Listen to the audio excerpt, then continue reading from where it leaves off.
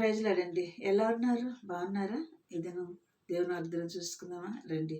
సింహాసనము నుండి సిలువకు దిగి వచ్చినది, బలమైనది మరణము కన్నా మృతిని గెలిచి లేచినది.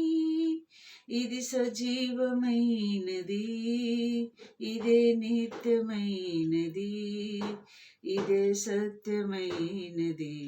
క్రీస్తు యేసు ప్రేమ ఇది, ఆరని ప్రేమ ఇది, ఆర్పజాలని జోల ఇది. ఇది నా వాగ్దానం చూసుకున్నామండి. మలాకి 3:16 చూసుకుందాం. అప్పుడు యెహోవా యందు భయభక్తులు గలవారు ఒకరితో ఒకరు మాట్లాడుకొనుచుండగా యెహోవా చెవియొగ్గి ఆలకించెను. యెహోవా చెవియొగ్గి ఆలకిస్తున్నాడంట. ఎందుకు ఆలకిస్తున్నాడు? ఆయన ఏం మాట్లాడుకుంటున్నారని ఆయన మన మధ్యలోకి వస్తున్నాడంట. యెహోవా యందు భయభక్తులు కలిగిన వారు మరి మాట్లాడుకుంటుండగా ఆయన చెవియొగ్గి ఆలకిస్తున్నాడంట. అప్పుడు యెహోవా యందు భయభక్తులు గలవారు ఒకరితో ఒకరు మాట్లాడుకొనుచుండగా యెహోవా చెవియొగ్గి ఆలకించెను.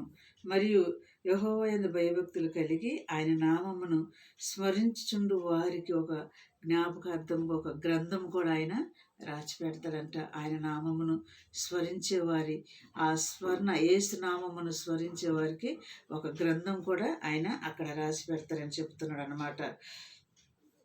స్మరించి యేసు నామమును, అందుకనే యెహోవా యందు భయభక్తులు కలిగి ఆయన నామమును స్మరించే వారికి జ్ఞాపకార్థంగా ఒక గ్రంథము ఆయన సమూహమునందు రాయబడెను.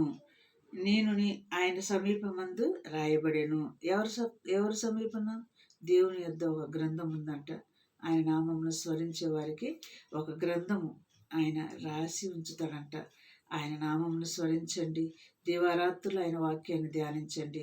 ధన్యులుగా మన ప్రభు మన యొద్ద మరి ఎంతో ఆయన మనకిచ్చిన ఆయన ఆ ధన్యతను మనం కాపాడుకుందాం. ఈ దిన వాగ్దానం అండి.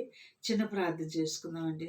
స్తోత్రములు ప్రభా, స్తోత్రములు తండ్రి. నాయన యేసయ్య, నీ నామాన్ని స్మరించే వారిగా, నిన్ను ఆరాధించే వారుగా, దీవారాత్రులను ధ్యానించే వారిగా నీ రాకడికి మమ్మల్ని సిద్ధపరిచి నాయన ఎత్తబడే గుంపులు మేమందరం ఉండలాగా సహాయం చేయమని నజరేయుడైన యేసుక్రీస్తు నామములో అడుగుతున్నాం తండ్రి. ఆమేన్. God bless you.